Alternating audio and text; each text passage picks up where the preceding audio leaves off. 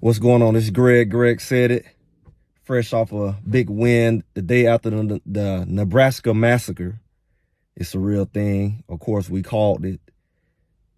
I guess people wonder why. And just reflecting and looking back over everything. We're 2 weeks in, and man, we waited.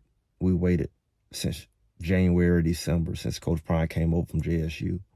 And like I said, I was a guy who really followed, especially that last season, real strong, knew the players similar to this year.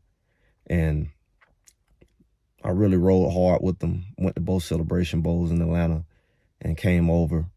And man, it's just enjoying the journey, making it enjoyable, making college football enjoyable. And just, it's bigger than football. I'm a business person, entrepreneur. I love leadership. I love discipline. I love work and strategy. And that's what Coach Prime has really represented to me. Of course, the marketing, the branding, what his son Bucky is doing, how it's spread over to people like Darius, reach the people, Neely. You seeing what we call the Prime effect. And this channel, I'm going to be honest with you, is an example of that Prime effect. I'm a guy who's really should have been doing this on different levels. I'm definitely bigger than football, but I mean, it just so happened to be football. I played football. I like everything about, the story and everything and where it's going. But just really taking that step and getting on the camera has been a big part of that. And with that being said, where are the haters? I jumped on this thing. I know everybody's, social media is on the bandwagon now, the real bandwagon. They called us bandwagons, but how you on the bandwagon on a 1-11 team? Nobody joins the bandwagon 1-11. Okay, a Coach Prime bandwagon, okay, that's fine. But I've been with Coach Prime, right? And I was rocking with them, and I was calling it before they took any snap, just off of what I saw being a ball player, being a strategic guy. And I knew what they had, and I called it. And man, they called us a circus. They called us clown. They jumped in all my early videos. Go back and check them out. Go look at the comments. We were calling this thing without receipts, and everybody's, with Coach Prime, it's easy to join what they call far sight or hear sight, whatever. You're on the back end of this thing, and hey, that's fine. Maybe you didn't know. And I don't knock you, but hey, we've been in this thing. We've been calling who was going to make the big plays, who was to look out for. Nobody knew who these guys. Nobody knew who Xavier Weaver was. Nobody knew about Jimmy Horn. I called Dawson the week before, saying he was going to come out. He came out with 2 touchdowns. Like I said, if you really want to know what's going on with these buffs, not the buffs 20 years ago. I don't knock former fans, but you need to subscribe to this channel. I mean, we've been tracking these guys. We've been watching them practice. We've been seeing behind the scenes, looking at their background, where they come from. We knew. Jordan Dominique, who took over the game this week, he did it at Georgia Tech. He did it at Arkansas. He was basically leading the sacks in the SEC.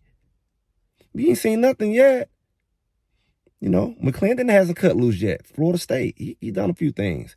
These boys are just really coming into their own. And I'm telling you, I said it. People say they have to gel and get ready. And they next got to play. And I said, the talent, though. They have to learn to play together, the chemistry. And you're seeing that, and they're still winning. When they get the chemistry that you were asking for, and they start gelling like you said, it's going to be lights out. It's going to be game over. And it's going to happen. These guys are still learning to play together. This is like, they say, an all-star team from all over without the name and brand, But these guys are talent from all over, from different conferences. And a lot of these guys, these D linemen especially, are 5th year or more players, These guys have experience. These are grown men. That defense has a lot of experience on it. They just have to learn to play together. Keep talking about they have to do this. And I'm one of them. Linebackers need to learn to scrape. But one thing I know about being a linebacker, you have to be on the same page with that other linebacker, right? Scraping and being, I call like a typewriter. When one move, the other move. Like that. There's no crossing over, same distance. And that's going to come. And when that happens, and it's going to happen at the right time, mid-season, it's going to be hard. They're still learning. But, again, where did the haters go? They swore they were going to come back to the page and just show how much of I didn't know what I was talking about and I was a clown. And I know where they are. They're waiting for that loss, but it's really too late.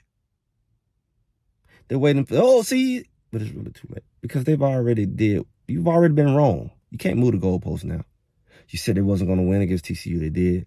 You said they want to be, they're going to win no more than a couple games. They're already there. They're going to win this week. I told you they're going to be 3-0 going to Oregon. I also called that they're going to go and, quote unquote, upset Oregon. Now, what I'm claiming now, that's going to take them into the top 10 once they beat Oregon. People say, why they didn't move? Let's calm down. They're going to move them down in ranks once they beat Oregon. I watched Oregon last night. Bo Nix, he's decent. He's probably a little better than the TCU quarterback.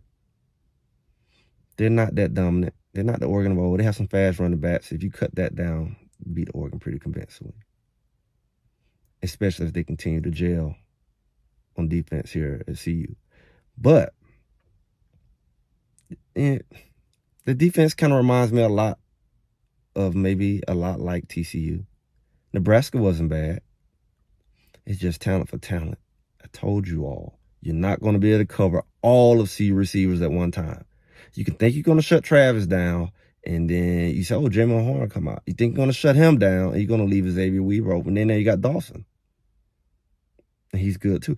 And I told you got a couple guys on the bench. Hopkins, Miller, young guys.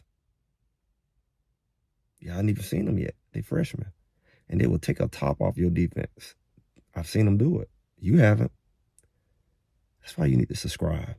You need to like, you need that bell notification. You need to be here so you can enjoy this thing, because this slow release is taking effect. Alton McCaskill will be back soon. And I have a feeling he's going to bring a dynamic to that running game. Right? Bigger back. He's fast. He's going to be hungry. And he's going to be fresh. These guys are still coming. We've seen Cameron Silman Craig come off the bench. Another JSU guy. Make some big plays, including interception. Depth at safety. I told you. Slusher out. Didn't miss a beat with Cameron. He come up and hit. He will pick the ball. He's not afraid to hit. He's a ball hawk.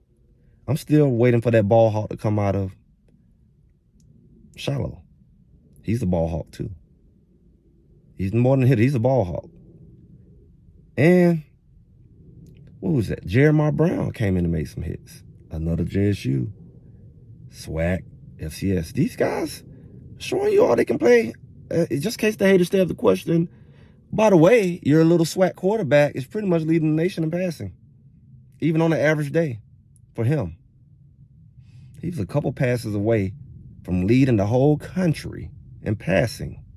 In 2 games to the other players, 3. By the way, he's not padding his stats. He's did it against a ranked opponent, 2 Power 5 schools, while everybody else is doing it against FCS schools.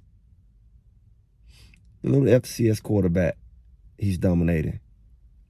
Somebody owes some apologies or something. Don't go hide. Don't go hide. Don't tuck your tail in. Now, you talk with your chest out. I talked with mine and I backed it up. You didn't back yours up. Man up. It's like life, man. You got to be careful of who you judge and underestimate. Knowing you didn't do your research. I did mine. That's what I stand bold. I don't stand bold just on mouth and gamble. I stood bold because I did the research. I do the research in everything I do. Very little that I kind of hop on. People should learn. Look at the character of a man. Look at the results of a man. If you want to measure his potential. You don't look at his environment. That's part of it. But look at who he is. Shedeur is who he is. If you're accurate, you're accurate. I said it. If you got receivers, you got the receivers. You do it anywhere. As long as his line block for them. Schemes, they got to work on. Adjustments they got to work on. A couple of the things maybe he could have stepped up in the pocket. They got to block for him, but they will make adjustments. But that little SWAT quarterback is really #1 quarterback. Mess around, and these teams had a little off week, and it's going to shift real quick when he catch up in his games. But he was just a couple, maybe about 60 yards away from being #1 in the nation, or with a whole game less than the person he's behind. And he's like 100 yards ahead of the former Heisman winner, who's played 3 games. Haters, I miss you all, because I remember making those videos and my comments was full. Now they're not. I don't want to be bored. I mean, these boys are going to keep playing. We're not looking for a loss for you to come back. That would be very hypocritical. It would be very, like, not respectable.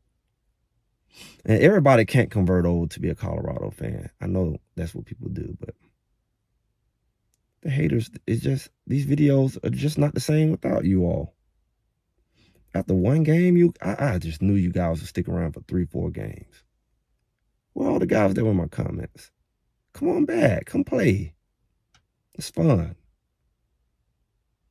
I guess you all see the writing on the wall. I'm calling a 3-0 to Oregon. I'm calling the defeat in Oregon. And I'm calling the battle of the undefeateds. I want them all to stay undefeated. A battle of the undefeateds coming into Boulder against the former Heisman winner, USC, in an upset. And by then, Colorado will be in the top 5. Greg said it.